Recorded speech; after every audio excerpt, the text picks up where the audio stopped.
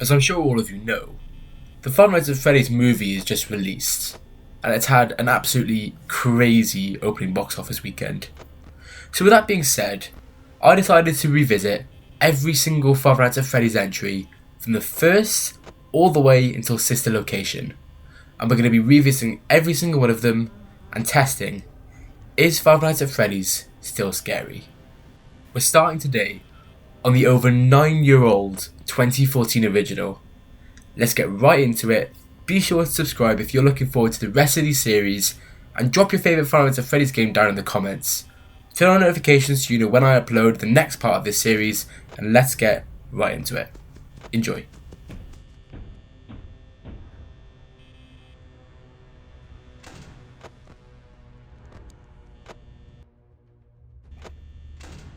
So, Five Nights at Freddy's released over 9 years ago, back in 2014.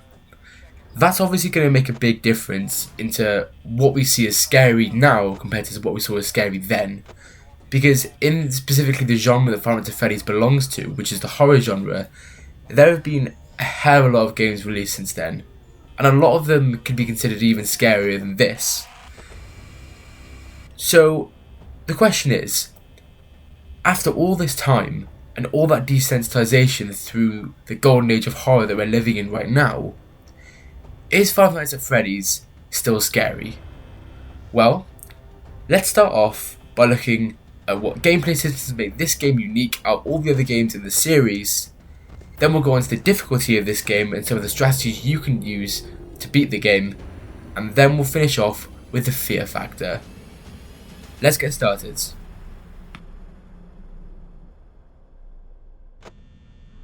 So I'd actually completely forgotten about this, but Five Nights at Freddy's is still the only game that allows you to close the doors in your room.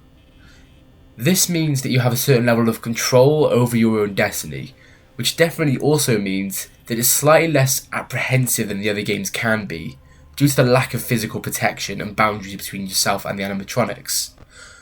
Obviously though, this does mean that there is much more of an influence from the power system of the game, especially with this one compared to the remaining entries in the series. The animatronics that return in this game, or, well, the animatronics that began the series in this game, are the original 4. So we've got Freddy, Bonnie, Chica, and Foxy, with a little Easter egg of Golden Freddy also appearing, and that has a 1 in 100,000 chance and is rerolled every second, and is only triggered when you see a little poster of Golden Freddy on the wall in one of the cameras. With that being said, those 4 animatronics still manage to keep you very, very busy, and each one of them has an entirely different style and aggression level.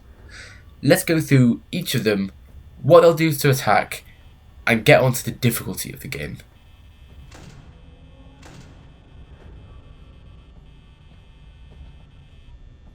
So to talk about the animatronics in this game, we have to go in order of appearance. And number 1 on that list is Bonnie, as he's almost certainly the one you encounter first. Bonnie is very, very quick in this game, and you'll often notice that he's the first that you'll encounter.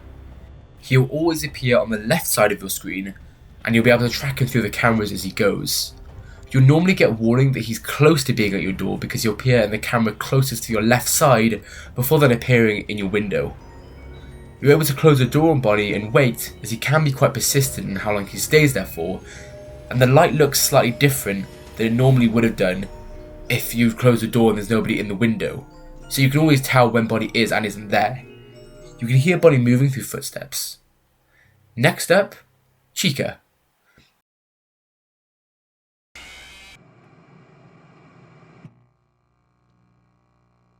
Chica isn't quite as fast as Bonnie, but I would say she's arguably more aggressive, especially as the nights turn up later. She doesn't leave quite as early on as Bonnie does, but she'll appear outside your door before you know it. Chica definitely disappears more quickly than Bonnie does, and you can track her quite easily in the window, but the difference with Chica is that she can appear on either side, and she's also quite difficult to track, and also really creepy. Next up, Foxy. Foxy's an interesting one. He works slightly differently to the rest of the animatronics. You'll first encounter him after night 2, although there is a potential that you could encounter him in night 1, but that is only if you don't check the Pirate's Cove at all. The Pirate's Cove is the camera with the curtain, and you'll see Foxy appear there by first his face, and then you'll see him preparing to run down the corridor. If you see him disappear from that camera, you have to instantly click off the monitor and close your left door. He'll always appear there without exception, and if you go on the corridor on the left hand side, he'll then run straight down the corridor and bang on your door. He'll take a percentage of your power, and that percentage that he does take will rapidly increase the more times that he's knocked on your door. The way to counter Foxy is you have to continue flashing up onto the monitor, and despite popular belief, it actually doesn't matter whether you check Foxy's pirate cove precisely. Just using the monitor will deter Foxy from popping up, and it will slow him down. It's actually a strategy that's essential the later in the game you get, as power consumption increases as per night. So the more you check your monitor in the later nights, the less Foxy will appear. Which sounds controversial, because you would have thought that checking your monitor would actually enable you to drain more power, but the reality is that the biggest drain on your power in the later nights is Foxy, so keep flipping that monitor. Last but not least is Freddy. Freddy is the titular animatronic from Five Nights at Freddy's, as you all know, and he's actually the most aggressive animatronic in these games, although most certainly the slowest. He will always appear on your right hand side, and you'll need to make sure that you don't run out of power, because if you do,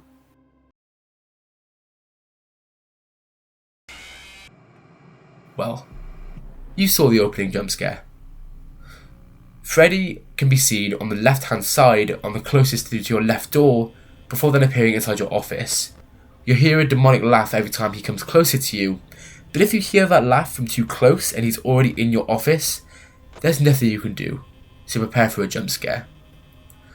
I was actually shocked at how much more difficult I found this game than I was expecting to find it, because I completed this game years ago, but I actually did struggle to make it past the 5th night. I completely forgot how difficult it is to have to remember all the different strategies, because there's just so many ways you can drain your power in this game, and having doors is actually more of a curse than a blessing. Saying that though, let's move on to the fear factor of this game.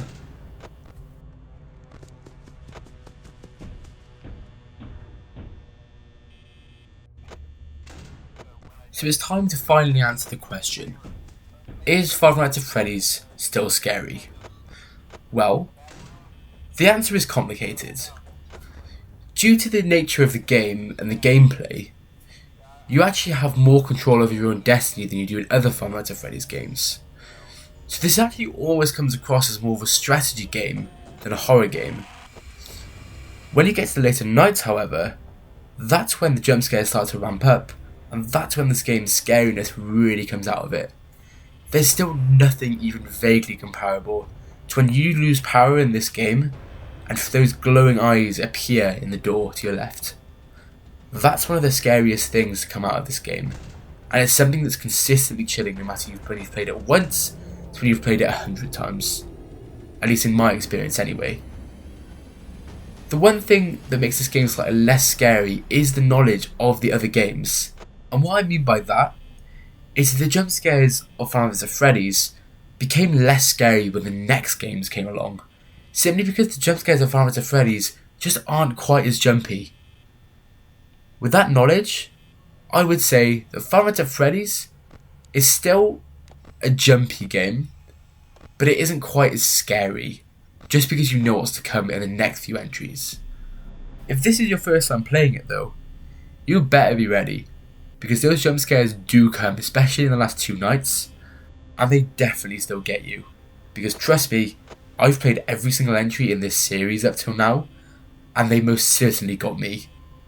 So is Five Nights at Freddy still scary? I would say, yes, absolutely. It is definitely still scary, but it's not quite as scary as it used to be. If I had to give the scariest a number, let's say out of 5, just because there are 5 games we're going to be going back to here, I would say that this is probably a 2 out of 5 in scariness. With that being said though, there are several entries to come, and that's all to determine if Five Nights at Freddy's as a series is still scary.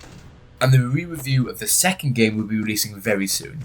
So if you haven't already, be sure to subscribe and press that notification button so that you'll know exactly when I upload the second part of this series. and it won't be long, I promise you. Anyway guys, with that being said, I hope you enjoyed the video. Comment down below if your experience of Five Nights at Freddy's was as scary as mine, or if you think I'm being too harsh on the game. With that being said guys, I'll catch you all in the next one. Bye bye.